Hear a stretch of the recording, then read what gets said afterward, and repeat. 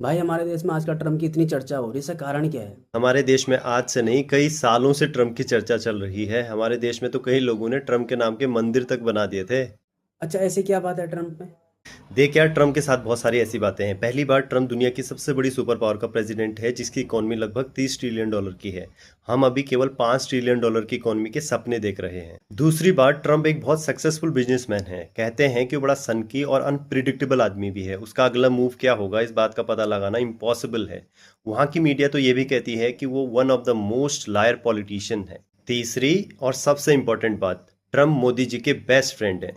इस बात से दुनिया के साथ साथ अमेरिका में भी हमारा डंका बजने लगा है। हमारे देश का एक बड़ा पोर्शन तो वोट इसी बात पे देता है।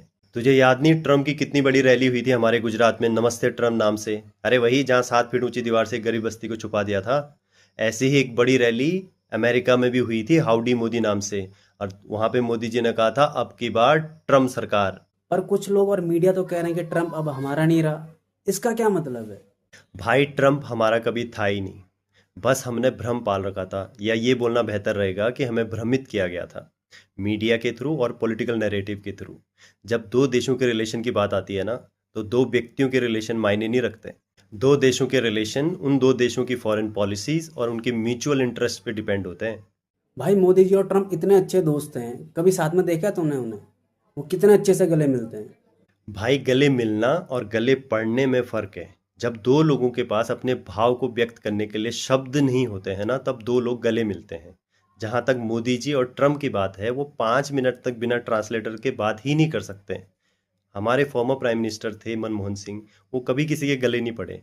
लेकिन कहते हैं उस वक्त के प्रेसिडेंट बराक ओबामा ने उनसे कई बार इकोनॉमिक एडवाइजेज ली हैं।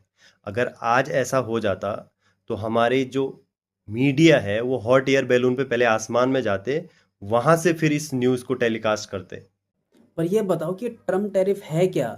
भाई, टैरिफ कुछ नहीं, एक लाठी है जो ये कहती है कि चरती हुई सारी आवारा भैंसें उसी की हैं। दुख की बात यह है कि आज़ादी के 78 साल बाद भी हमारे हाथ में एक लाठी नहीं है। हम विश्व गुरु होने की बातें करते हैं।